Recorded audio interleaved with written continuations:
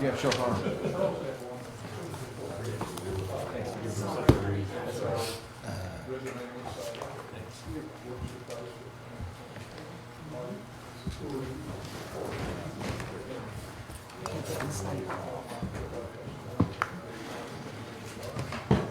My size.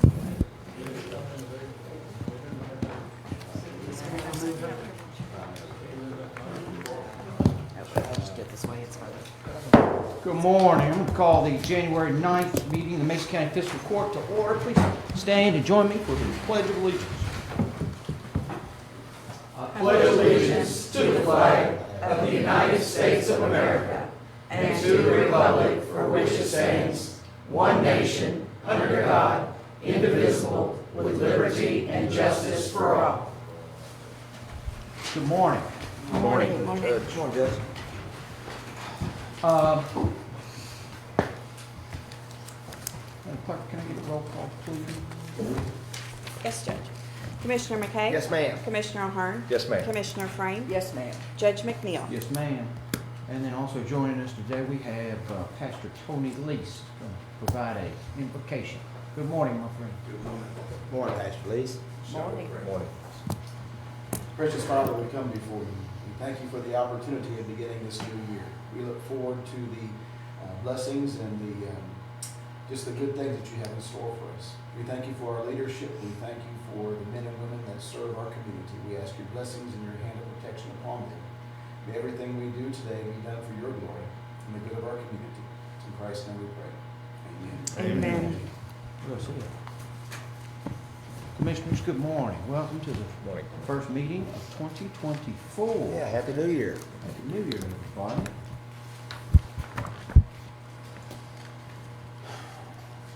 Commissioners, in your packet, you will find the meeting minutes from our December 12th meeting. I'm looking for any additions, deletions, or comments. Make a motion to approve as presented, please. Have a- Second it. Have a motion and a second by Mr. Frame. Any additional discussion? Roll call, Madam Clerk. Commissioner McKay? Yes, ma'am. Commissioner Ahern? Yes, ma'am. Commissioner Frame? Yes, ma'am. Judge McNeil? Yes, ma'am. Guys, next up in your packet, you'll see the road department report, and we have Road Supervisor Joe Brown joining us today. Good morning, Joe. Hey, how are you all? Morning, Joe. Morning. Hey, good morning. All right, for December, we had repaired a bus turnaround on Possum Hollow Road. We fixed potholes on Clarkson Sherman, checked various roads for debris and cleaned some cross drains, hauled several tons of rock to the landfill, shouldered the road on Mattingly Lane, repaired a guardrail on Davis Lane Bridge, changed some weight limit signs that had been recalibrated, and then we made 6 signs, and for the livestock removal, we had 15 customers. We appreciate the rock out to the landfill, my friend. And the state, District 9 sent in the bridge overviews, the annual bridge overviews, and so Joe and I will be reviewing those. But, for the most part, good shape. How many bridges did you change the weight limit? There was a couple that we had to change. One went from 35 to 30, so we had to put a couple signs up on that. And then there was, like I said, we're gonna go through the report and see what we need to be done on that. Also, as good a time as any, Commissioner Freeman, out of your neck of the woods, on Kentucky 1234, there is a bridge just past the church there. Sometime this summer, probably midsummer, they're looking to replace that bridge.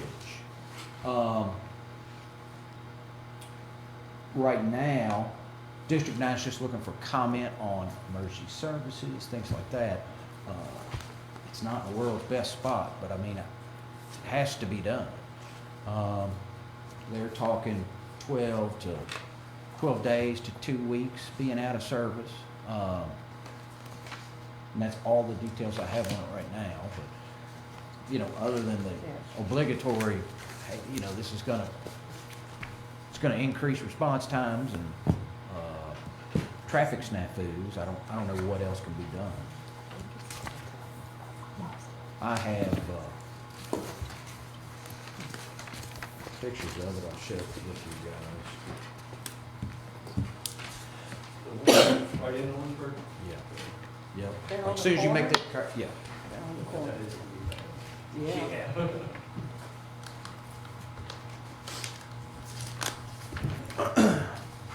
Just, I guess it's one of those things that gotta be done though, so, you know, heads They're up. thinking midsummer, you said? Yes, sir. As we get closer, I'll give a more firm date.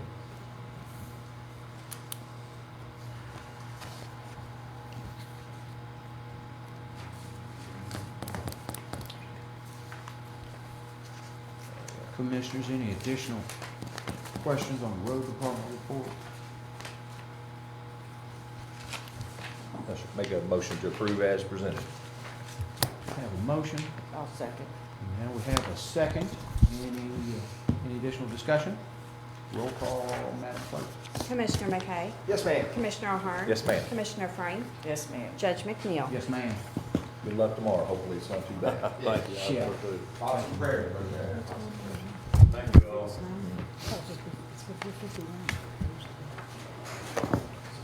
all. Guys, next up in your packet, you have the animal shelter report for December. And we have Director Marilyn Fowle joining us today. Good morning, Marilyn. Morning. Good morning. Morning. Morning. In December, 26 dogs left the shelter, 12 adopted, 1 reclaimed, 11 transferred to rescue, and 2 were euthanized. 23 came in, 5 stray, 0 abandoned, 14 surrenders, 3 came in due to cruelty and neglect, and 1 of other category. Animal control received 64 dog calls, 4 cat calls, made 17 field responses, and brought 16 dogs to the shelter. As of December 31st, there were 24 dogs total in our care, 19 dogs on site and 5 in foster homes. Donations for the month of December totaled $5,100.14.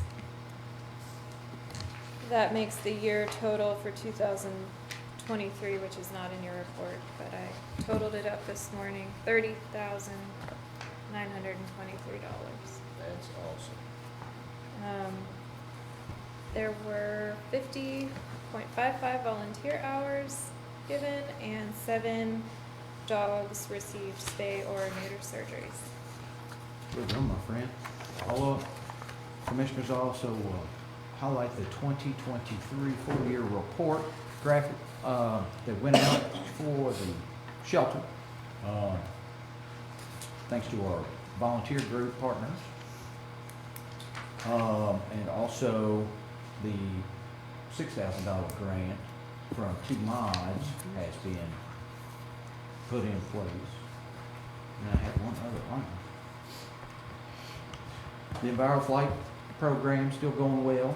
Oh, yes. Good. Adoptions have increased thanks to that sponsorship. We're working on some additional storage up in that neck of the woods between our senior center, Living Valley Cap Senior Center, and the shelter. We have that white building up behind the senior center. Crank and I went in there, it's kind of a bunch of junk. We do have files from the Buffalo Trace Task Force in there. I think we still need to keep. Okay. We'll keep it for another 56 years. But our team's gonna put a new floor in that building, and it should help out immensely. You know, the senior center has some items that they use either seasonally or once a year, and it would benefit them to get that out of their hair until it's needed. And then our volunteer group for the shelter, a lot of them are storing, donate cages, things like that that we need to find room for. And so Crank and our facilities team have got to put a new floor in that building, better utilize it. We're gonna move it also. Okay, okay.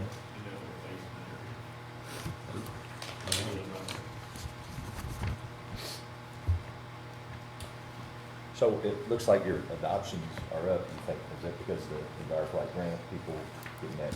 I think it's part of it. Uh-huh. The holiday season saw an increase too, just in general, but I think it helps, Uh-huh. yes. So when we're full, just tell me how this works. When we're full, when our, you're at capacity and there's a call, could somebody get on a wait list? If We they have a want to wait surrender, list. you just keep a wait. We have a wait list, we have, resources that we give people. There are lots of other options besides the shelter. Mhm. There are many rescues in our area. Websites that people can post dogs on to help them find new homes, to avoid the shelter. We try to do all of those things, for them and while they're waiting. Good. Yeah. Thank you. You're welcome. And also this Maryland and her team do a fantastic job providing the opportunity for pet owners to take a break. Sometimes they get frustrated, things like that, and if you kind of take a breath and reassess housing your animals, and sometimes you can work it out, just like any home environment. So well done. There are cases where the dog does need to come to the shelter, so we try to keep space for those emergency cases when they do come up. Marilyn, refresh my memory, what's your capacity? What I consider humane Do what? capacity, what I consider a Yeah. humane number is about 24. So we got to a good number in December, Yeah. but Yeah. since then it's already gone back up. Make a motion to approve as presented. Got a motion? Look for a second. I'll second. We now have a second. Any additional discussion or questions for Director File? Can the public speak on this? Roll call, Madam Clerk. Commissioner McKay, Yes, ma'am. Commissioner O'Hara. Yes, ma'am. Commissioner Frame. Yes, ma'am. Judge McNeil. Yes, ma'am. Brian, come forward. What's on your mind, buddy? Good morning. Morning, Brian. Morning. Morning. Morning. I almost didn't recognize you there, son.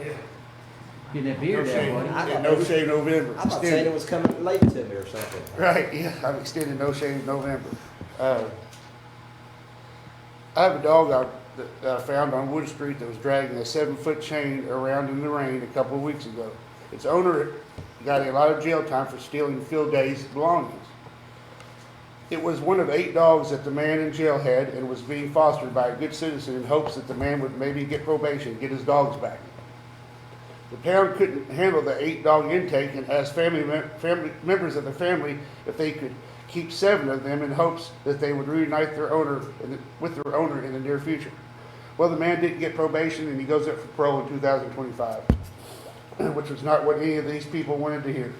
The man in jail kept the dog I have on a log chain the whole time he had him. He actually even shot deer and fed his dog. He had 8 dogs. He had shoot a deer and feed it to the dogs raw. And he was on drugs, and that's another story.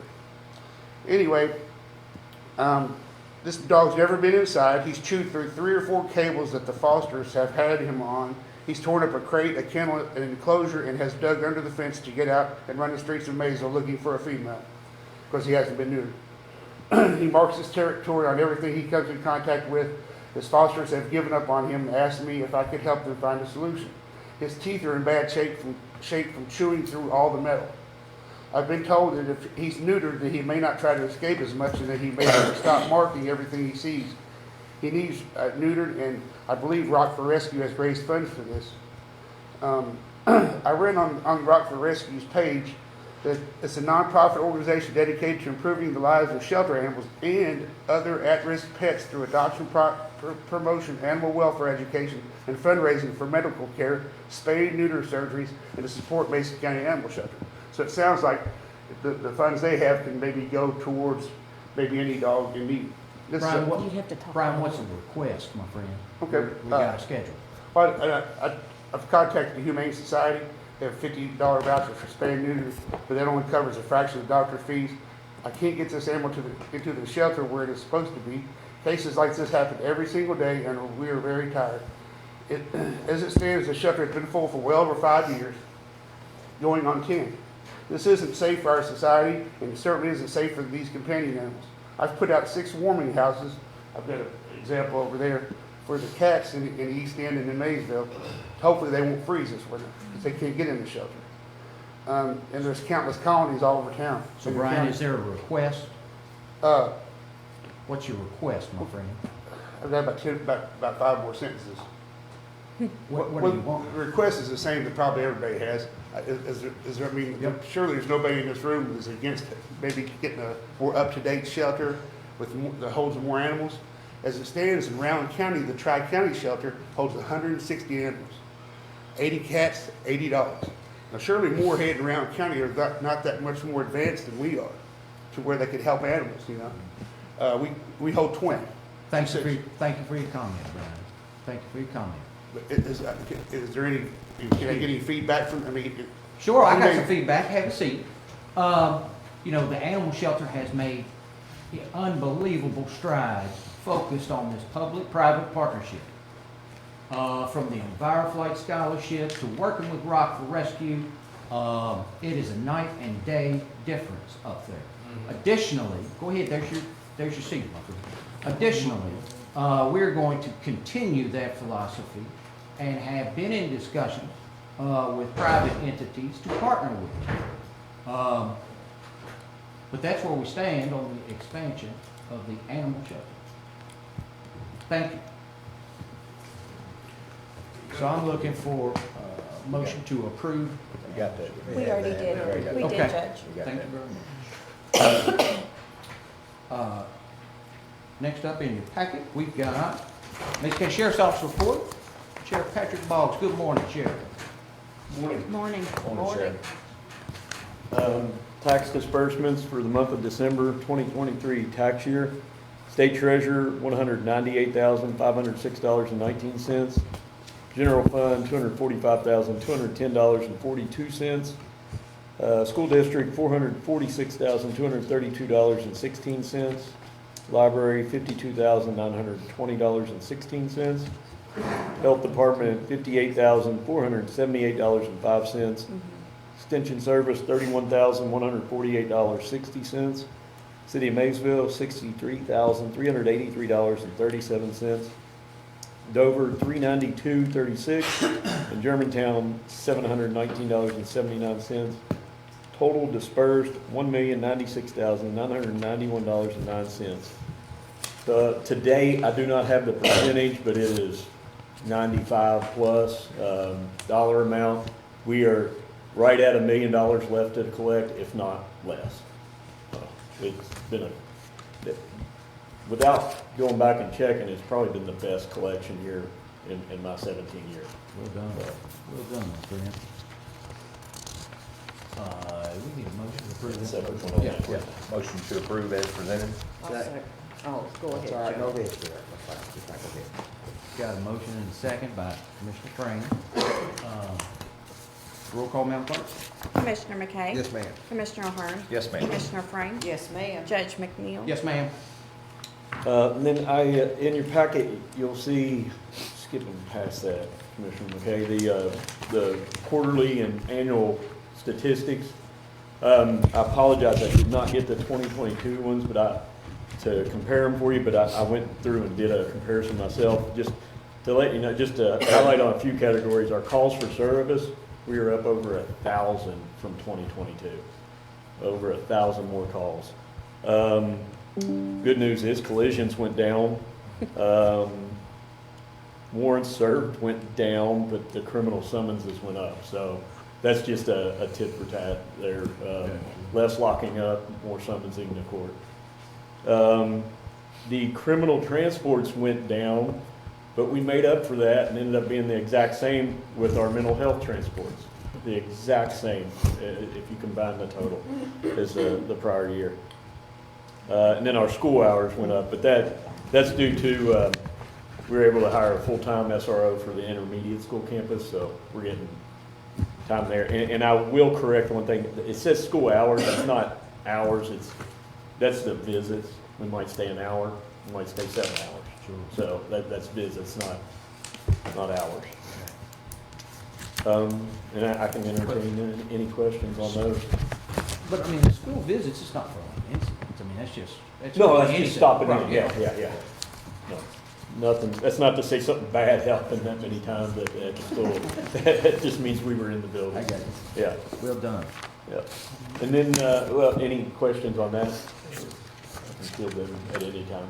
I mean, the citations and the warrants, either way, you gotta go out, right? You know, I mean. Well, and that's all, it could be, well, that's why, you want to put the warrants in the criminal summonses, because if it's not a warrant, it's going to be a criminal summons. Sure. And we're going to serve it.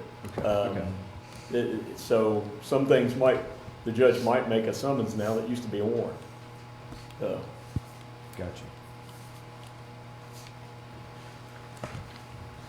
All right, and then the last thing I have is the vehicle report, the monthly report. You can see the number one vehicle is that one that was, it was wrecked. Keiko paid out on that. We're waiting on the parts. Dave Haggard's gonna fix that. I do not have a timeline on that. Actually, I did not even ask. It is difficult getting parts. I was talking to Commissioner Frame before meeting. I guess trying to rationalize why they paid out on it. It's a pre-COVID car, so maybe it's worth fixing. Yeah. I do not know. And Oh, that's good. Because it I'm was sorry. like $9,000 estimate, wasn't it? It- I think we all thought they it totaled was it. seven? Yeah, which was shocking with the amount of miles on that car. I will say this, Don Franklin, I get confused on the words and phrases they use now, state contract versus whatever that other term they have that we can go by to purchase vehicles. They have a lot of 23 vehicles left, and I think I would be remiss, and a finger pointed at me if I don't say this. Financially, the prices are going up close to 5% next year for vehicles, and the guy at Don Franklin's is telling us that the vehicles that he has are gone, and he's not even got the number he's gonna get for next year, but it's gonna be less, he said. Now, I'll say that, we're 2 guys down, one being injured and one in the academy now. If they were to come back today, we wouldn't have a car for them. So, our injured deputy, I don't know, I think he's gonna be light duty into this month, maybe next month. And then, Silas will graduate, I think it's March. He graduates in March. Yeah. So, and I just say that to throw it out there. Of course, I'm always gonna make a request for, more vehicles. The other thing to go along with vehicles, to equip those, we can get the car if they're in stock, and then we're on back order for the console and the siren, anything we can't use from our prior vehicles. So that's just something we have to keep in mind. We might get a vehicle, but like these Durangos we have on the road now, it took them almost 6 months. 6 months to get them on the road because of equipment, putting equipment in. So just something to think about, and like I said, I'll always request that. And Are the Durangos still performing well? we have not had a problem with them, to my knowledge. I don't know. You hear rumors about, and that's why I said that about the Charger pre-COVID car versus post-COVID car. You hear rumors about cars built during COVID being a lot of problems with them. And these Durangos were post-COVID, so we'll see. I don't know. I don't want to sit there and say they're great. They are great right now. They're running. They're best vehicles we have on the road. The Durangos are. Yeah, I think they look sharp. because we don't have any Crown Vics and they're not making them. I'll never say Crown Vic, there's anything better than a Crown Vic. Well, I know when we got the Durangos three years ago, which I know it took some time, but we had said then that every 3 years that we would, so that would put us due, I believe, in July. And that's, and I did some research on that, and I think we got off a year. That's why the payment was deferred, because we went through when it wasn't ARPA money, it's whatever the money they called it before ARPA, where it came directly to our agency. Yeah, CARES Act. CARES Act money. We were able to purchase 2 or 3 used cars And I think we had a year gap in there, and then we went through and we cleaned house and we surplused all those vehicles. And I think that's why we have a delayed payment, and that's just, I'm throwing that out there, I don't know for sure, that's the way I'm thinking about it. We had a delayed payment with these vehicles, so we actually have a payment next year on these Durangos.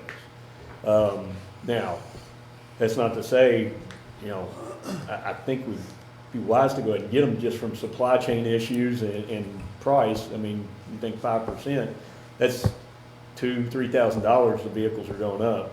So what, 41 to? They're 39, well, 40, 39.8 right now, the new price will be just 42.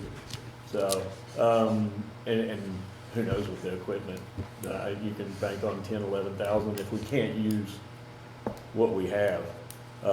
Some things won't be able to be used, consoles, the cages, unless they match them up from year to year of vehicle models.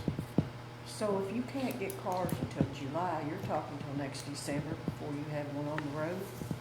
Or later, Or based later. on the fact if Don Franklin sells Right. out and Right. what position we are in line to get them from other agencies around the state.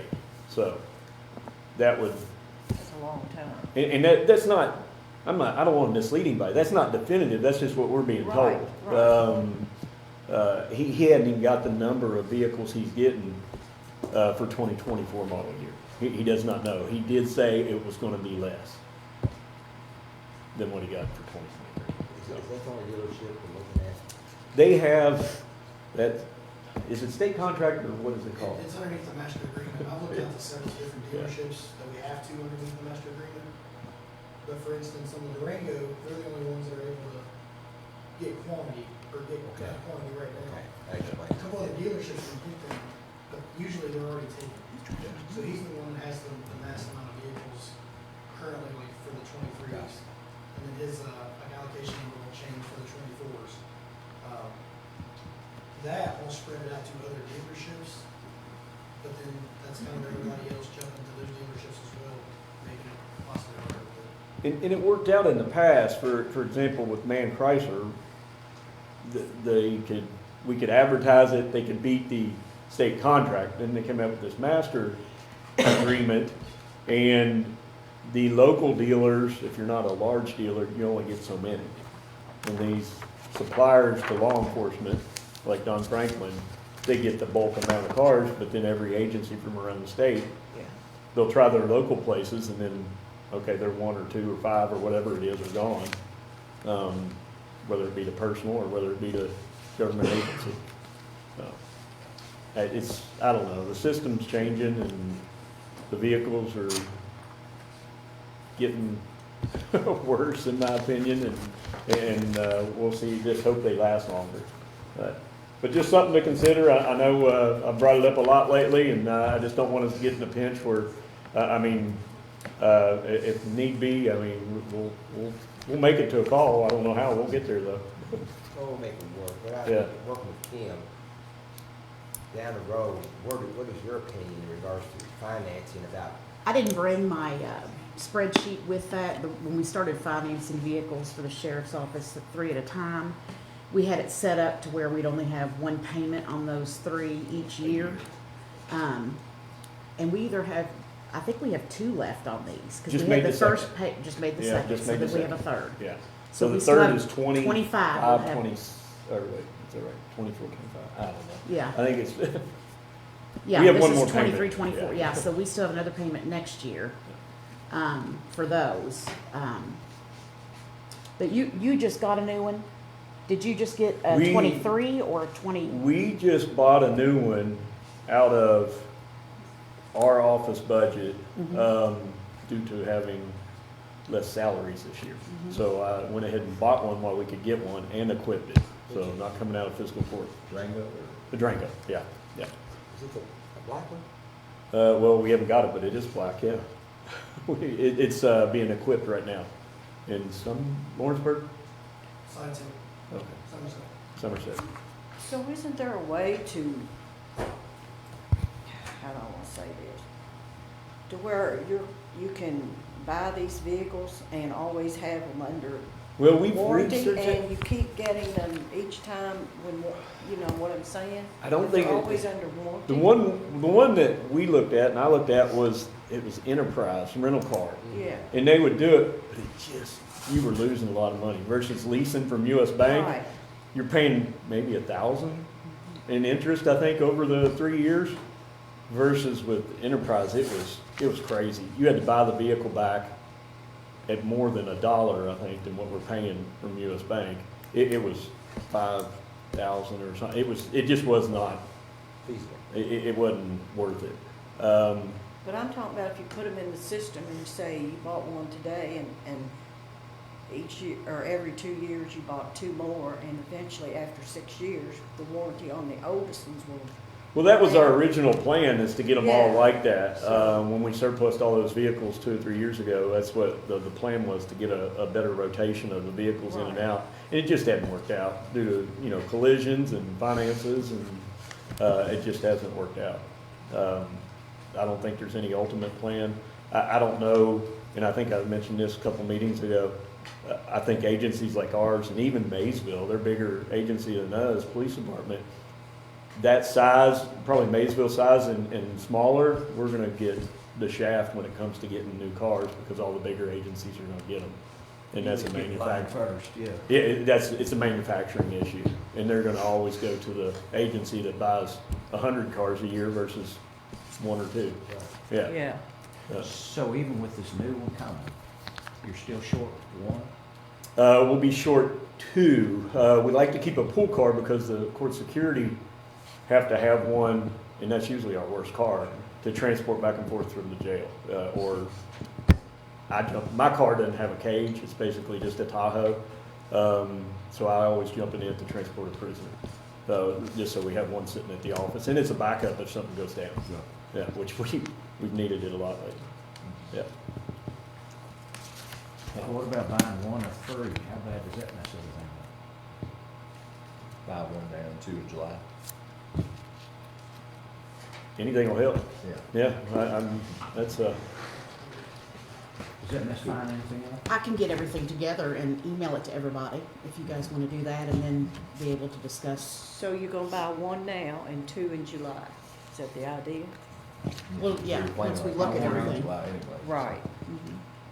for equipping it and getting it, that is super smart, in my opinion, because we get a head start on at least one, getting the Yeah. equipment for it and getting it on the road center. So, So where would that lead us if we go this route now in regards to With- the rotation? You should be set for the next, what, 3, 4 years possibly? we could always try to push it 4, but 3 for sure. I mean, and it all depends on wear and tear. And yeah, that's it. I mean, that's a trick question. There's a I'm lot, sorry. that is, it's a lot of variables. I mean, 'cause looking at some of your vehicles, It's, you got some high miles. You look at how many are 90 or 85 and above. Yeah, Yeah, you want to. I think that's We only have 3 under 35,000. that's what I was just looking at, yeah. Yeah. I'll send you all that information this afternoon, and you can look at everything and then use this with it. The master agreement does help as far as you don't have to pay to bid it out. You just have to call around and make sure the price is equivalent. And that's the way they change Make sure the that. price is what, equipped? It's similar to, you have to call 2 or 3 places is how, rather than pay to advertise. Sure. And then you just have to show you did your due diligence to get the best deal, basically, is what it is. That's the way the new procurement. And how much is it to equip each one? So I can. 11? Is that 11? Okay, just under 12. Now, this last one, we already had a radio, so we saved there. That was $1,000. Do the new Durangos, what type of warranty? They have 100,000? I like that. Yeah. Now, will we, vote on this come next month? Or we'll? I guess we get the numbers and we can even call a special meeting if we need to. I mean, if they start running out, you know. I think I don't know, Cole's been working with him pretty good, so he might hold us one and can release it if we vote no. So we'll make that call. Yeah, can you tell them Yeah. what we discussed today, Yeah. what possibility? Appreciate it. I was really hoping that USDA deal would come through and, It's a good, bad no. Yeah. Well, our median income for Mason County doesn't meet the threshold to apply for that grant. Right up. All right, thank you, that's all I Yes, have. sir. On a side note, in regards to the sheriff's department, they came out the Royals basketball team, won the 2A sectional, had a great week, and Patrick Balls and his staff gave our bus and parents an escort into the county, and they were really excited about that, Patrick. And from the staff and the players, and even our fans and parents, they sent a heartfelt thank you, and especially to the city of Maysville, who helped out once we got to the intersection. Well, It's let me clarify that. We didn't go outside the county, we met them in the county. Stop, right? As soon as we crossed the county line, there they were. Yeah, there we go. Yeah, It was well deserved. Thank you so much. But just wanted to thank you all again, and the kids, especially the kids, the ball players, they really enjoyed it. And just made their thank Well you. done, well done, and congratulations to the kid. Guys, next up, in your packet, you will see the December report for emergency management. We have Director Tony Lees. It was first Pastor Tony Lees, now it's Director Tony Lees. Thank you for the opportunity. And December was a short month with the holidays and vacations, so one thing I'll share before I do on the report, with the bridge on 1234, I've already spoken with the volunteer departments in that area and also spoken with the assistant chief, and we kind of got some things in place for that, so when that does happen, we'll be ready to make those adjustments. So it's on the report, training, we had a tier 2 training. That is where we have to go through and update our emergency hazardous materials responses. So each facility has to have a response plan, so if something happens. So we went through the training for that. Didn't have any exercises the month of December. Incidents, another incident with the flood wall. We addressed that with them, and we have come to an agreement with that. There's a structure fire on Germantown Road, also in Lewisburg, that I responded to. Other meetings and things that we participated in. The Eastern Kentucky Healthcare Preparedness Coalition meeting. Also was a part of the Maysville Trolley Express. That was a great opportunity to be able to ride around and to read the Polar Express. I really enjoyed that, and it was a good evening. We also had a first responders summit at the East Kentucky Power. Also had the opportunity to be on City Beat. The LEPC reports, which is again a part of the Emergency Planning Committee. I was also at the Ministerial Association meeting. I like to go there and just present things that are available for the churches. The Department of Homeland Security provides different faith-based trainings and different things there, so I always try to keep them up to date and share that with them. KCC RT meeting, and then the KEMA meeting were also some other meetings. Just a few things I'd like to share in addition to that. On this afternoon at 1, the judge and I believe, will be sitting in on a briefing for the Rescue Aid Funds grant, which was the grant that we put in for the radios for search and rescue. We'll be going through a briefing this afternoon just to kind of see what the next steps are to finalize that. We are also keeping our eye on some storms that are kind of moving through. This afternoon we might be seeing some high winds into possibly tomorrow. Over the weekend, we're going to see a drop in the temperatures, so kind of keeping an eye on that as well. What happened to 51 this week? I heard 51. Today's 50, and by the weekend, we're into single digits. Oh, so 50 with a bunch of wind. 50 today, yeah, with wind today, and yeah, over the weekend, we'll probably see. We're on the down. Yeah. So it's the calm before the storm. Yeah. But the final that we had the Department of Homeland Security is also coming to town with a tabletop on February 1st. And that will be on election security. And so I was speaking with Ms. Stephanie, and when we went to the conference earlier, it just seems like everything's kind of in line for just that awareness. So just a few things to kind of... Well, you highlighted the search and rescue grant, almost $12,000. Have we gotten that check yet? We have not, and I believe today is a part of that process, telling Okay. us what the next steps are. Yep. So. Well done. I know we received the letter Yep. stating, so. What about the firefighting boat? That's still moving along? Yes, so, speaking with Kyle, and so Jamison French from Buffalo Trace, he's kind of communicating with FEMA and going back and forth, and the bidding has taken place, that's secured, and so it takes 2 years to build this boat, so we're looking at probably March of 2026 before we actually have the boat. And then also, I think sometimes towards the end, they'll send a few of us out there to kind of go through the training, to teach us how to equip and operate the boat, so looking forward to that. Well, and I'll applaud you on your, public engagement, getting out there, and you're doing a good job. All of us need to, kind of convey to the public what's going on. You're doing well, Tony. Thank you, sir. Thank you, Judge. Thank you. I agree. Looking for a motion, or any additional questions, guys? Make a motion to approve as presented. Looking for a second. I'll second. Any additional discussion? Roll call, Madam Clerk. Commissioner McKay? Yes, ma'am. Commissioner Ahern? Yes, ma'am. Commissioner Frank? Yes, ma'am. Judge McNeil? Yes, ma'am. Thank you, Tony. Thank you. Thank you very much. Thank Pastor Lisa.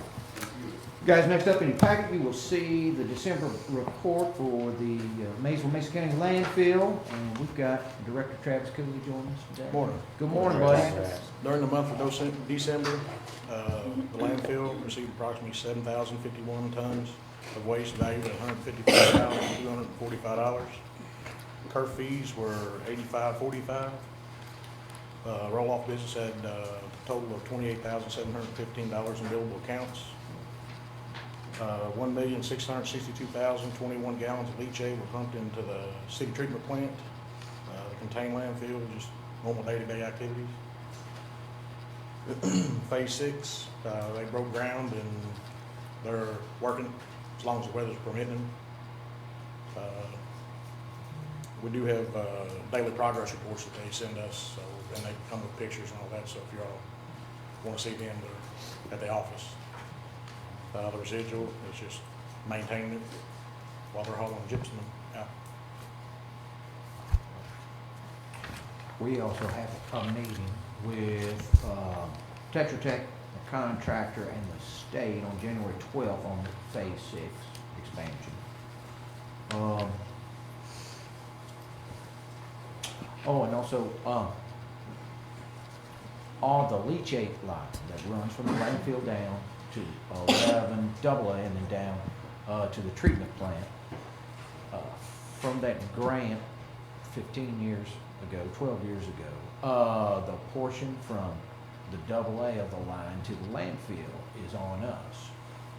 One of the two pumps started acting a little bit squirrely that's positioned in the landfill. Travis and the city team worked together, pulled that pump. It's currently getting repaired, and then, but we've got two backup pumps ready to go for just information purposes. Good.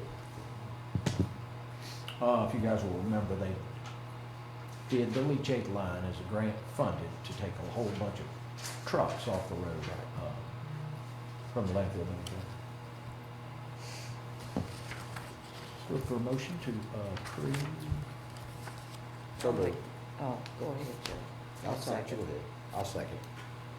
Got a motion, got a second. Any additional discussion, guys? Roll call, Madam Clerk. Commissioner McKay? Yes, ma'am. Commissioner Ahern? Yes, ma'am. Commissioner Frank? Yes, ma'am. Judge McNeil? Yes, ma'am. Well done, buddy. Thank you. Thank you, Travis.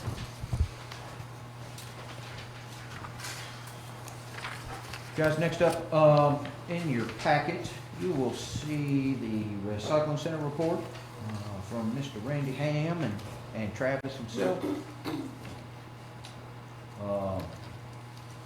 Catch up here. Mason County, for December, we picked up 57,620 pounds. We had one load of cardboard go to International Paper for 43,280 pounds. Total collected for November was $3,744.18. We're down a little bit in the recycling center for customers at 78. But again, the net total of recycled materials hauled into the landfill was 0 pounds. Also, I'll bring up, we are doing a recycling test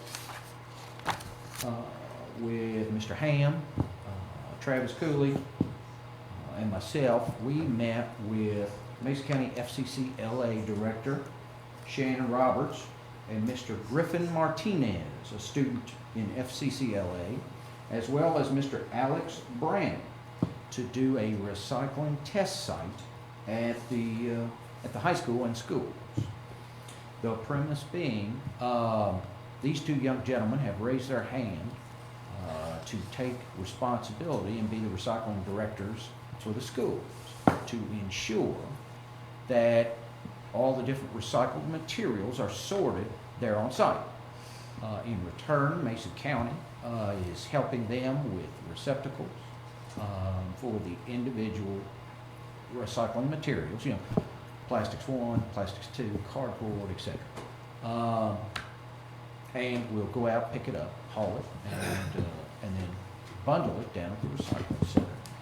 And so at the 50,000 foot level, we are exploring this as a test. I don't believe door-to-door recycling is possible, given our financial shape. But I do wonder if having recyclable sites at larger employment centers, the schools, the college, Mitsubishi, Stowe, and someone there willing to take charge of it with education and helping folks sort, that might be a more economical and better option. And so we shall see. We shall see. We look forward to partnering with them. They're good students. Yep, good. Awesome. Good idea. So I'm looking for a motion to approve the county recycling. So moved. Got a motion? Second. Now I have a second. Roll call, Madam Clerk. Commissioner McKay? Yes, ma'am. Commissioner Ahern? Yes, ma'am. Commissioner Frame? Yes, ma'am. Judge McNeil? Yes, ma'am. Guys, also in your packet, we have the solid waste report. Mr. Carpenter is not here today. For November, our total tonnage was 374.07, while December's total tonnage was 355.03, with 366 active waste wheelers out and 102 active dumpsters out. And I also thought about something the other morning. Chris and the garbage team serve an invaluable service in also giving us a fair warning, heads up on road conditions, things like that. Chris has been doing a very good job letting us know where slick spots are, things like that. So doing a good job. We appreciate his efforts. I am looking for a motion to approve the solid waste report. So moved. Second. Got a motion and a second. Any additional discussion? Roll call, Madam Clerk. Commissioner McKay? Yes, ma'am. Commissioner Ahern? Yes, ma'am. Commissioner Frame? Yes, ma'am. Judge McNeil? Yes, ma'am. And guys, that brings us up to the property abatement and the legal dumping report. We got Mr. John Davis joining us. Good morning, John. Good morning. Good morning. As Pastor and Director Lees indicated, December was a short month.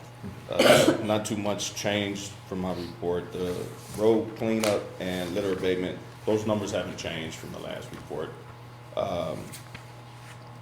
Couple things. Tony, Lisa, and I went out to a few properties to see properties that they may take under their wing regarding the Kentucky Changers. That number, I know I put possibility of 5. It might be more than that that they can help with regarding that. So I know he was indicating that it was 30 projects that they would like to do. Yes, sir. I believe that we're at 15 or 17. That's awesome. So hopefully we can kind of put some more properties on that list for next year. Currently working with the county attorney's office regarding the update list of which cases are in active cases in court. Yes, sir. But there are a few cases that I'm going to get the health department regarding livable situations. But other than that, numbers haven't really changed regarding last report. Sure, yeah. Well done. John emailed me his list yesterday, and we haven't gone through it yet, but we'll go through and see which one we have complaints on, where we need service, where we need us to do something versus you. The other thing that occurs to me is we have not done demolitions for a couple of years. Yeah. There's a budget amount, and some of these that are hopeless, and particularly where there's property that can be, a lien can be placed again or sold later to pay for it. I think we need to have some of those projects going on. That was brought up, and I'm going to work with Megan and Kim regarding the budget. And I guess we're going to look at who we can contact regarding the excavation and things like that. So that's in the works. Nice. In the past, I've coordinated with road department and landfill staff to try to defray some of those costs. Definitely. Good thinking. Good thinking, both of them. Also, jumping a little bit ahead, the road cleanup, John, you did an outstanding job for the year on that, hitting that number right on the head. We were awarded the grant litter funds of right at $23,288, and John got it right on the head. The county threw in an extra $140, but it's well worth it.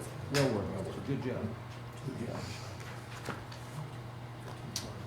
Look for a motion to approve, guys. So moved. Got a Second. motion? And a second? Okay. Any additional discussion? Roll call, Madam Clerk. Commissioner McKay? Yes, ma'am. Commissioner O'Hearn? Yes, ma'am. Commissioner Frame? Yes, ma'am. Judge McNeil? Yes, ma'am. You just want me to go over, I guess, with the numbers with the charges, just to read them off? I know usually you'll do it, but I'm up here, so. Yeah, go ahead. Okay. Transactions for the month, 12/1 to 12/31, 2023. Charges were $2,678. Amount payable, $36,195.88. Payments received, $1,160, and the total receipts was $33,184.84. Well done. And the before mentioned roadside cleanup.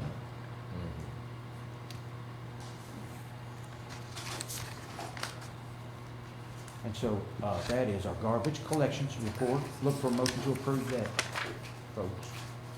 So moved. Got a motion? Second. And I have a second. Roll call, Madam Clerk. Commissioner McKay? Yes, ma'am. Commissioner O'Hearn? Yes, ma'am. Commissioner Frame? Yes, ma'am. Judge McNeil? Yes, ma'am. Thank you, John. Thank you. Yes, sir.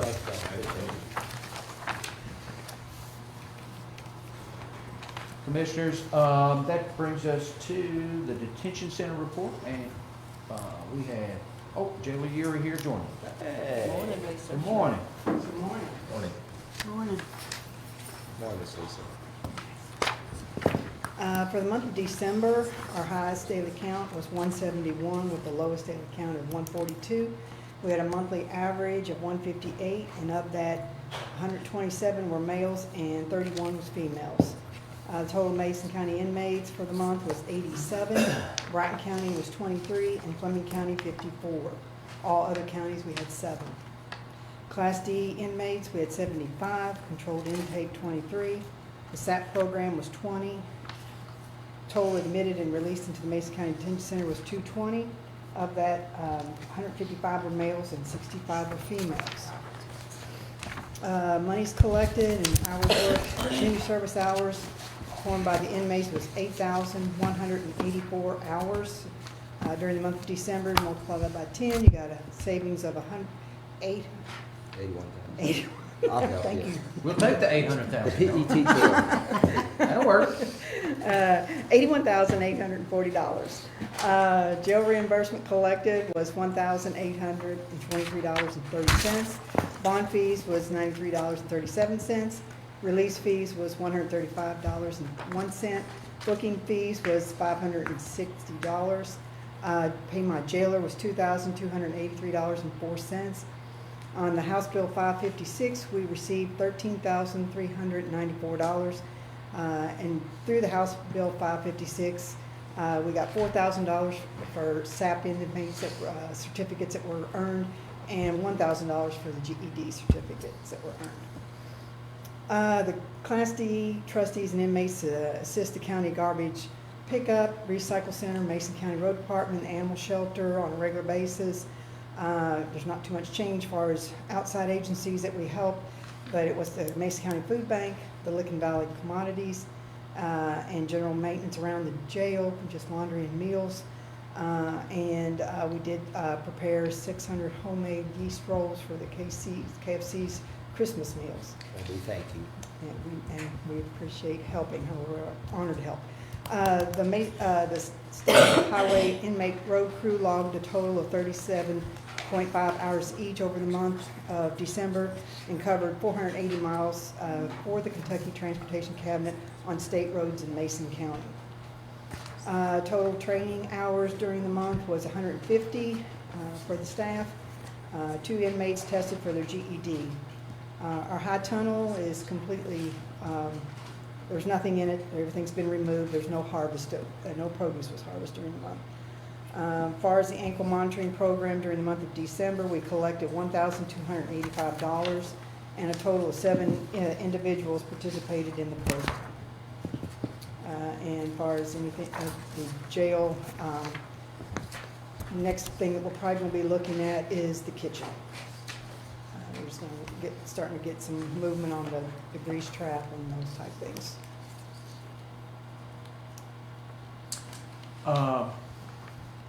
Any movement on what you and I talked about inmates in the private sector?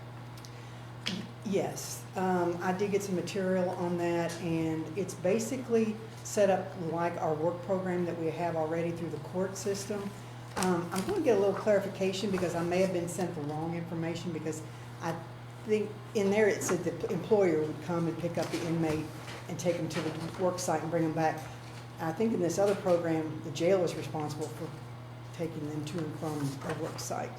So I will get back with my jail inspector. She sent me that yesterday, but I think we may have got the wrong You're talking program. about state inmates, Yes, state inmates, yes. And it will pull from that same group of people that you were talking about. R3, yeah. Mhm. Pete File and Stover were inquiring about, what are the possibilities. I was always under the impression they wouldn't allow it in Kentucky. Apparently that is not the case.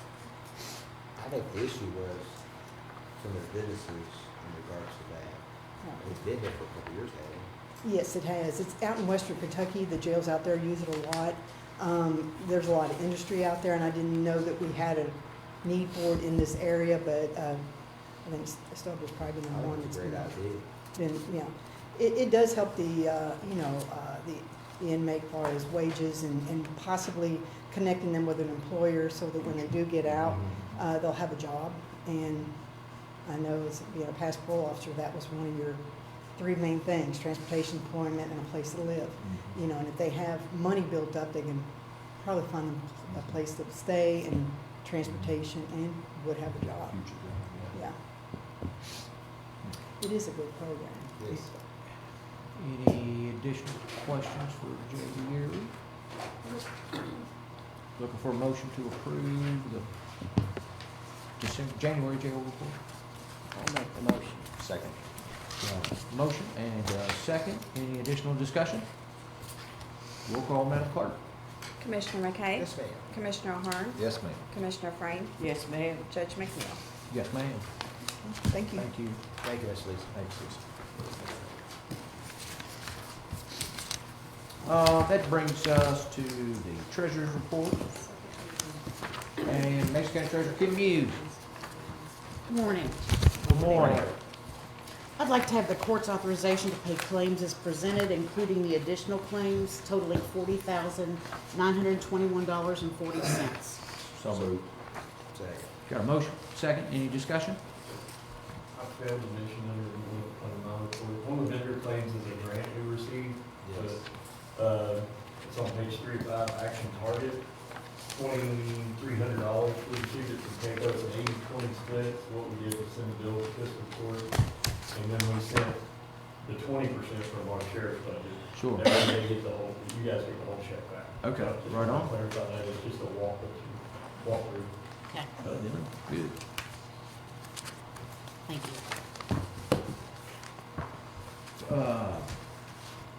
That's all right. Motion. So we got a motion. We got a second. Roll call, Madam Clerk.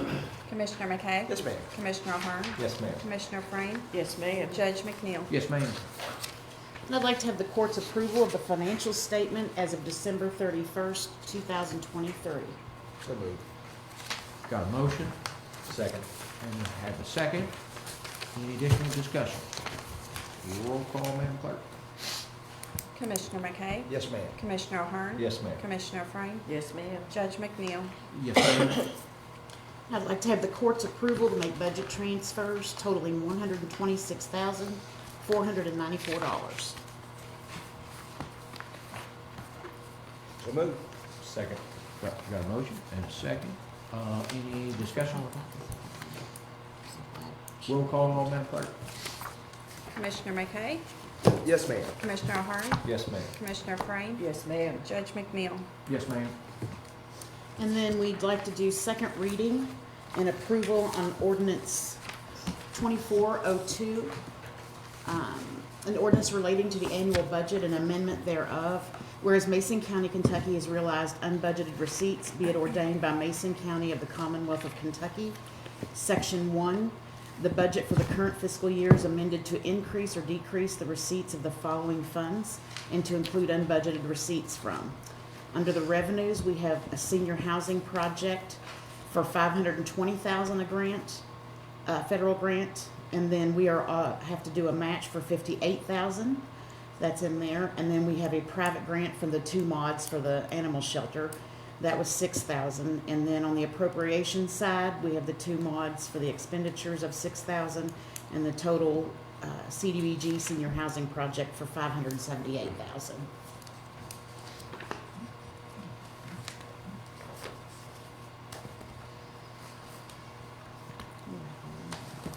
Second reading. Look for a motion to approve. So moved. Yeah. Second motion. And I have a second. Any additional discussion?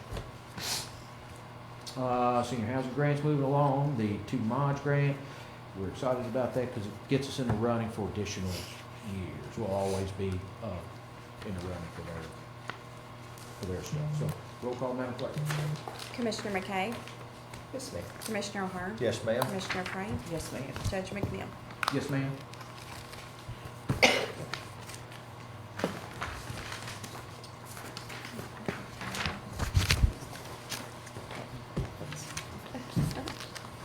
Guys, that brings us up to our EMS report. Total runs across the county, 392. Of those, 61 were in the county. 331 remained in the city of Maysville. You'll also find your permit report from Inspector Jim Fawcett, predominantly residential.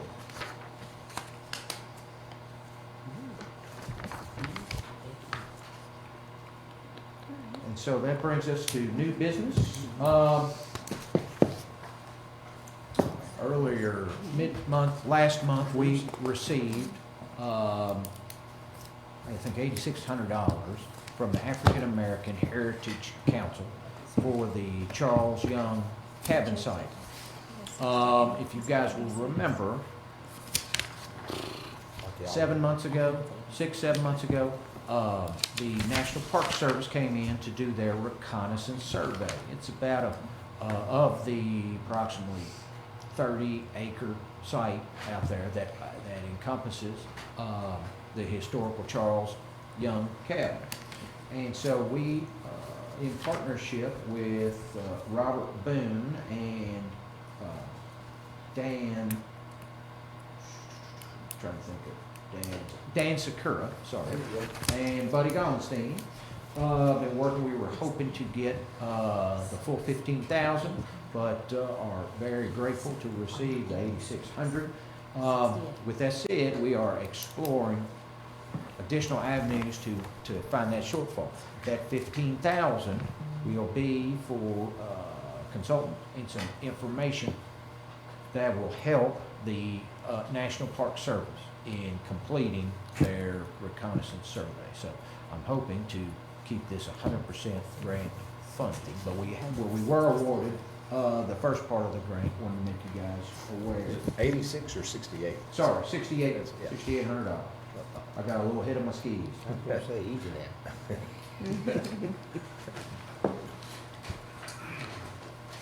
But ultimately, they're looking to affirm the historical significance of the cabin and to transition the site to NP, National Park Service. And so that takes us up to old business. We have John here as well as zoning director George Larger.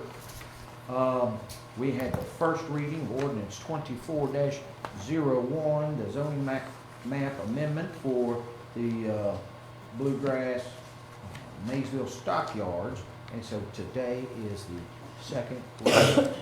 Gentlemen? Read once, duly advertised and ready for consideration and adoption. Mason Fiscal Court Ordinance number 2401, read by summary as follows. An ordinance accepting the findings of fact, conclusions of law, and recommendations of the Mason County Joint Planning Commission pertaining to the application of Bluegrass Maysville Stockyards LLC to rezone 11.8868 acres at 7124 Kentucky 9 to B2, and otherwise adopting the appropriate findings to reflect that such map amendment from A2 to B2 is consistent with the comprehensive plan, and that the map amendment for the property to be reclassified as appropriate. Mr. George Larger. Hi, Hello. I'm available for any questions. You answered mine last month in regards to the sewer. Stockyards, and of course, it's not in business, but Gantley's on the status, and Stanfield, they were grandfathered, so there was a business use. And I think it's relevant that you ask the adopted B2 for the Bramble property directly across the road. There's a business in Gantley Right. that Ryan Owens is doing basically the same Same thing thing. Joe did. I noticed a bunch of vehicles there. Yeah, he's doing belts and things like that. He did, man. He had that whole parking lot filled up that day. Yeah. Good. I think it was mentioned last time that if this was rezoned, it would enable them to subdivide businesses into different lots. Yeah, they're all under some sort of lease or something at this point with Bluegrass Stockyards. I'll make this motion. I'll second it. Please. Got a motion? I have a second. Any additional discussion? Roll call, Madam Clerk. Commissioner McKay? Yes, ma'am. Commissioner O'Hara? Yes, ma'am. Commissioner Frame? Yes, ma'am. Judge McNeil? Yes, ma'am. Thank you, George. Thank Appreciate George. you, buddy. No problem. Guys, also on old business, we wanted to get an update to the court regarding our ClearGov software update. If you remember, this is going to help us portray our funding standards, or our current funding more easily, and will help us kind of better track where everything's going. Okay. We've turned over the initial portion of. Correct.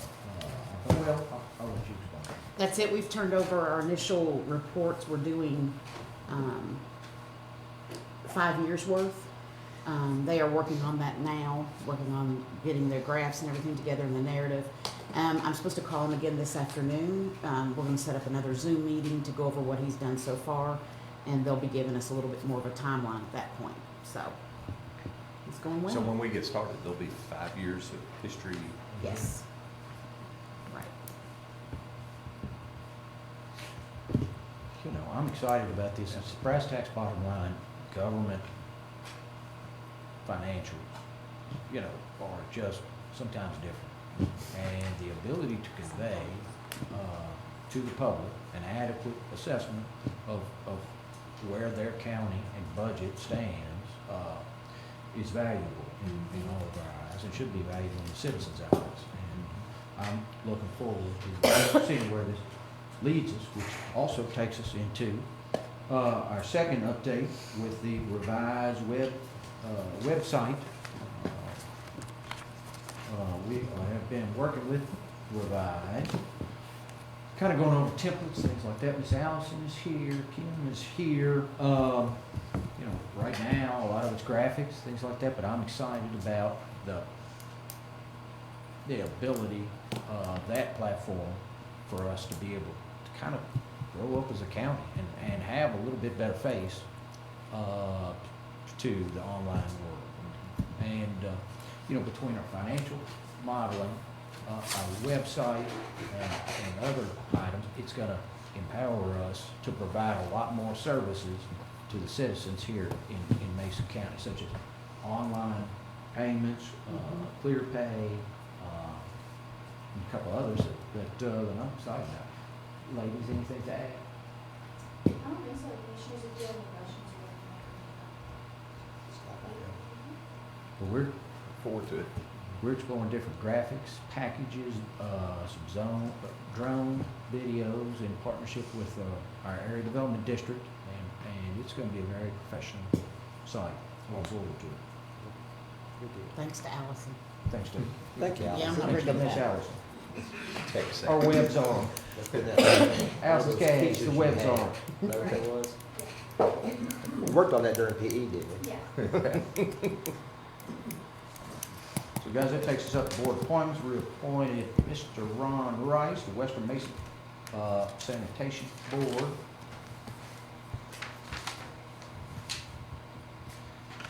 And that brings us up to communications. And bear with me, I've got some updates here I want to kind of get out. It might take a second. We were awarded a CAECO safety grant, you remember, on the front sidewalk for $10,000. And so we have accepted that grant. I think what they awarded us out of 10,000 was something like 8,600. Oh, okay. But we have all that, we're just waiting on payment. Okay, maybe that's where I got the 8,600. Okay. Oh, that's good. Also, Too many numbers. Kevin Wells is the director for GIS at Buffalo Trace Area Development District. Kevin and I have known each other probably for 15, 20 years. I am very excited to roll out that Mason County is going to serve as the beta test for a new mapping system for the county. And while it's hard to get excited about a map, it's going to be impactful in the sense that it's going to highlight all the utilities in Mason County: water, gas, electric, broadband, fiber. You know, it will also highlight different water sewer lines, but it's not just mapping technology. We're working with Kevin to think in terms like multi-dimensionally, and so brought in Joe Brown and our road department, and the ability to put in there, hey, over the last 3 years, where have we paved in Mason County? Not only from a percentage standpoint, but on a map and graphically. How much tonnage have we utilized in paving? Think in terms of where a lot of our gravel is going per project. Things like that I think are going to give us a better handle on all the infrastructure, roads, bridges, gas lines, everything. And so we're working with Kevin. Once we get it kind of somewhat refined, he'll roll it out to the other 4 counties, and then maybe statewide. But you know, the city went through this process a little bit about a year and a half, 2 years ago, and paid a contractor to come in and, somewhat map their current, just water and gas lines, but the contractor got all the back data, all the baseline data from Kevin and the ad. And, so we're excited to see where this goes, and I think it'll be a great utility, not only standing alone and on itself, but also utilized through our new website, and other content. And, we were talking the other day, even inverting the process, this, we're hoping will give us the ability to even attract investment by saying, hey, maybe think about putting your new neighborhood here or your business there, because we've invested X amount, within a 500-yard radius or a 2-mile radius of that area. So we're excited about it, see where it goes. Good deal. We're working with the Cincinnati VA. They're going to make a visit to Mason County.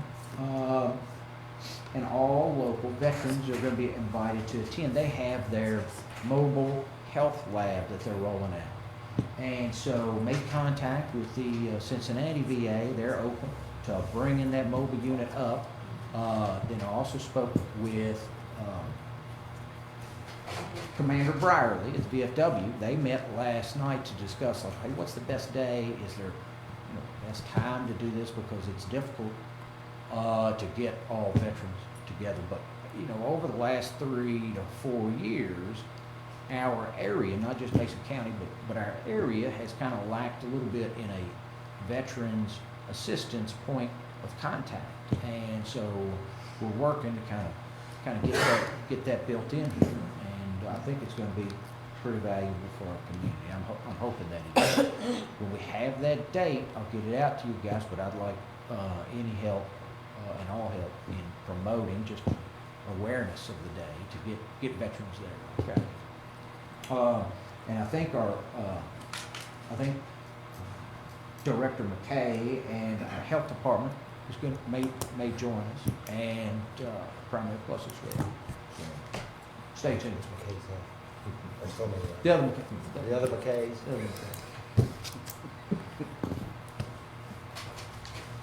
That's a great idea. And so, new year, it's probably a good time to update everybody on the Mason County broadband update, where we're at. And so, over the break, I spoke with Charter's Ben Ucelis. He is the head of their municipal contracting, guy we've been working with and contracted with. And so, to remind you all, a year and a half ago, we ran the countywide RFP for fiber broadband services countywide, along with the city. Charter and Spectrum came in with the best bid, ultimately representing fiber to every habitable structure in Mason County. In return, the county would expend no more than $1 million of our ARPA money, and the city would expend no more than $1 million of theirs.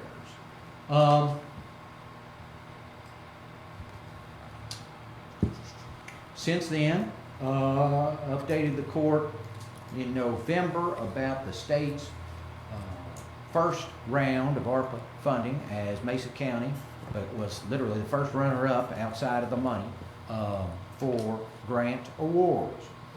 So there's no sense crying over that. We've pushed on. And according to Ben, are going to be lighting up sections soon. Our phase 1 is complete. That is the design and engineering of all of the countywide system. We finalized the first major phase of the project, which is to design and walk out the entire project. That was completed late last summer. We're now firmly into phase 2, which of course is pole permitting. Pole permitting, according to Ben, generally is the tough hurdle to get over. Construction could be a 4 to 6 week entity. In our county, we've got 2 dominant pole owners, and that is KU and RECC.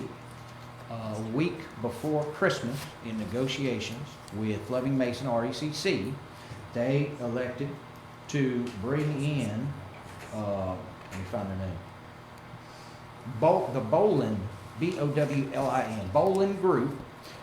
Now, this is big because they're going to come in and on behalf of RECC and on behalf of Charter, do all the inspections on the RECC poles as well as begin hanging some of the fiber for Charter and Spectrum. Additionally, Charter and Spectrum are looking at this as a kind of best practice to roll out across the state, because now we're starting to see a lot of counties are where we were a year and a half, 2 years ago. And so they see this agreement as a good template to roll out across the state. KU is working on their end to complete their pole permitting. And we're estimating some state assistance in that area. In talking with Ben, he was saying, you know, that state legislators are going to look at a vehicle that will, I want to make sure I get this right, a bill for temporary attachment. And so right now you might have a 5-mile road and 20 poles on it, but only 2 of them are bad. And so instead of waiting until those 2 poles are replaced, they're talking about going ahead, attaching fiber to all 20 poles, doing a temporary attachment for the 2 poles that need replaced. It's completely safe. You're kind of just hanging it off another utility, providing you time to come back later to replace those poles, rehang everything. So, you know, it's a way to kind of get ahead of things. And so we are excited for that. While we did miss out on the state's initial funding portion, the BEAD funding is federal monies of which the Commonwealth was awarded $1.2 billion. And so that is expected in early '24. I think by the end of February, that application will be out. And considering how well Mason County performed in the first round, I would be shocked if we don't receive some federal assistance in this round upcoming. We said that before. Any grant we receive are going to be those funds that help us whittle down the $1 million contribution from the county and the city's $1 million. What's the timeline on that, Judge? February for the BEAD funding. The application will be out in February. But you also have to remember our contract is last money in. So we've got time to get our application in, see where we fall on the contract before we have to spend any money.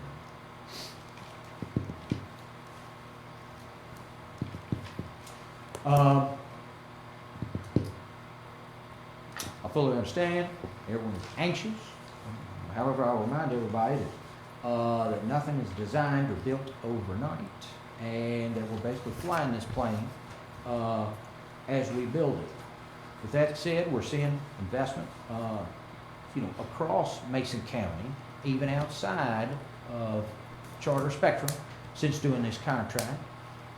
Limestone Cable, their leadership has told me that they are investing along the Jersey Ridge line, hanging fiber, doing a larger fiber project. We're also seeing Windstream out in the top of the hill area, certainly around Old Washington, but also going south, in doing connections and lighting up areas there.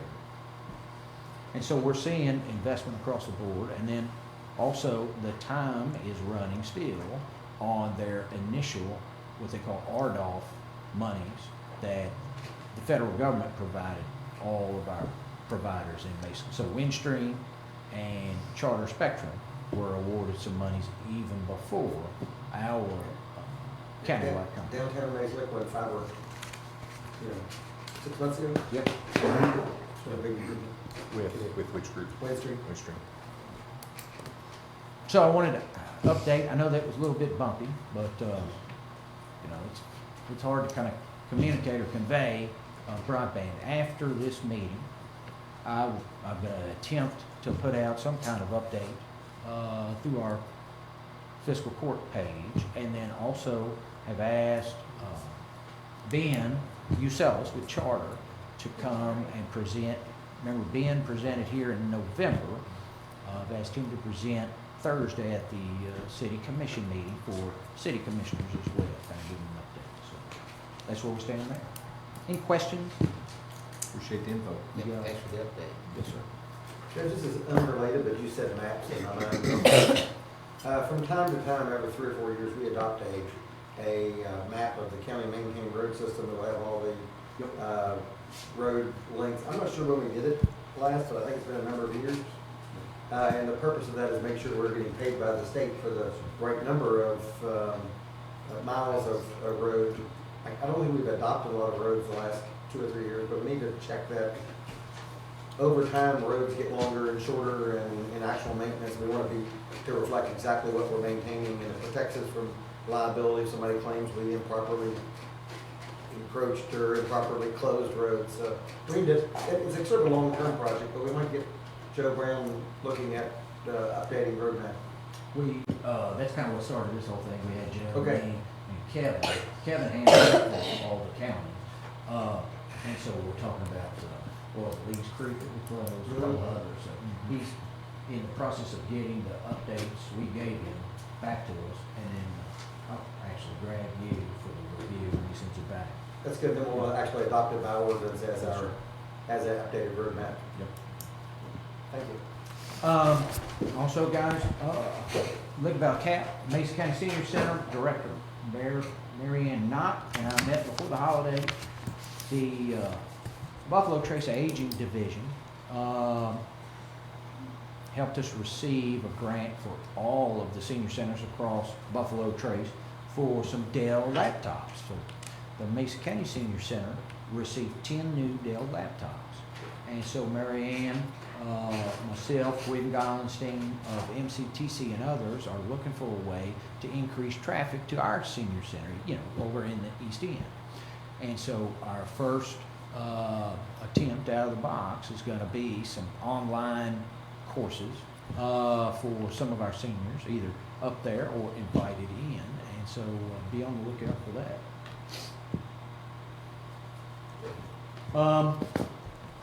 And then lastly, I got some thank you cards from Miss Shannon Roberts and Mason County FCCLA. Well, you guys dispatched Miss Roberts and her FCCLA team over for the inauguration, and both middle and high school FCCLA guys, and they had a wonderful experience. And that's one of probably 40 of those cards that I've received. And so not a lot of people do that anymore. I wanted to highlight that for openings. We did the Good Spirits Wine and Tobacco back on December 20th. Of course, Bradley's Haberdashery is moving up to the McRoberts building. The guys at Triad and DeVille Developers have rolled out a Rack Room Shoes. The First State Bank project's going well. Primary Pluses project, the Rural Medicine Residency program is going along very well. They've got metal studs up in the first floor of the former Browning Medical Clinic. They've now transitioned up to the third floor, demo and getting it together, but they're moving along at a pretty quick clip. We are very appreciative of Jerry and Primary Plus's investment here, and I'll remind you guys that they have received well over 200 plus applications for the initial 4 of what will be 12 yearly residency spots for training new rural healthcare doctors, and they'll all be here in Maysville, Mason County. And so we're very excited about that. And so be looking for that in the spring. That's what I got, guys. Any communications updates on your end? Knights of Columbus would like to thank everybody who donated and participated in serving and delivering Christmas meals to 700. And of course, some of the little bit extra food, we took the Ion Center to feed about 40. We're looking to up that probably an extra 100 next year because of the need. So physical court was well represented that day in helping out, as you well know. And I'd like to throw another shout out to Dwight Rourke and Stephen and whoever helped prep the grounds for the holidays, the Christmas season. Yeah, really Beautiful. beautiful. They did a beautiful job. So 2 claps for them. Yep, they do a good job. They do a good job. And also, Coach McKay and your all's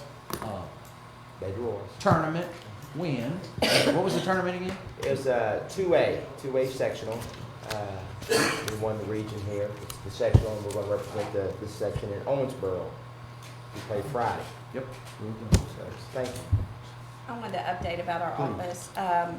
So, as you all know, the Transportation Cabinet is transitioning county clerk offices across the whole state to a new vehicle registration program called CAVIS. Yesterday, Mason County was one of 8 counties that went online. That was the first day. It went fairly well. The morning was pretty rough, but we got some stuff figured out. The afternoon was better. They're realizing they have some capacity issues with how many are online and how many transactions we're processing, so I think they're working on that. And then, of course, the more we do and the more varied the transactions, they're finding programming glitches, and so that's to be expected and ongoing. So my plan is still to open to the public foot traffic on Friday for sure. But if these next days go better than I've anticipated, I will open. But it's slow. It's going to be good, but it's just, yeah. So I think about 20 more counties came online today, so it's an incremental rollout. And then at the end of each day, they send these bugs and glitches, and the developers work on it and test it. And then we've actually had some that are ready to go the next day. They've been able to fix, and others not. Just so. Well, I was Clerk Schumacher, and the fact that she got one of the CAVIS main programmers here to kind of monitor and oversee at least Mason County's portion of it. So very appreciative, and so he's learning where the bugs are and dispatch it out to the other counties. And we had 2 deputies from Bracken County came over to watch too, and observe. I think they're online today. So we're off and running. Do you know that some other states gone to this prototype program? Do you know? So our program, CAVIS, was actually built in Frankfurt. It's not used anywhere else. It was specifically built for Kentucky by our programmers at KYTC. So, no, I don't have that. We'll say we're the first ones. Yeah, that's right. Any other additions from commissioners? I'll entertain a motion to adjourn January. Mr. Larger. Can I say something? Sir, yes, sir. Real quick, the plan update public meetings. We have 3 sets Oh, left, 2 of which are this week. One of them is tonight at 6 p.m. at the college. The next one is Thursday night at 6 p.m. at Mason Fire Hall. Come one, come all. We'd like to get attendance up and get as many people involved as possible. What's tonight, history and culture? Yeah. Okay. Right. Get a motion. And snow, yeah. Oh. No snow. No snow, Sheriff. I'll take a motion to adjourn, guys. So moved. Second. Got a motion, second. Roll call, Madam Clerk. Commissioner McKay? Yes, ma'am. Commissioner O'Hearn? Yes, ma'am. Commissioner Frame? Yes, ma'am. Judge McNeil? Yes, ma'am.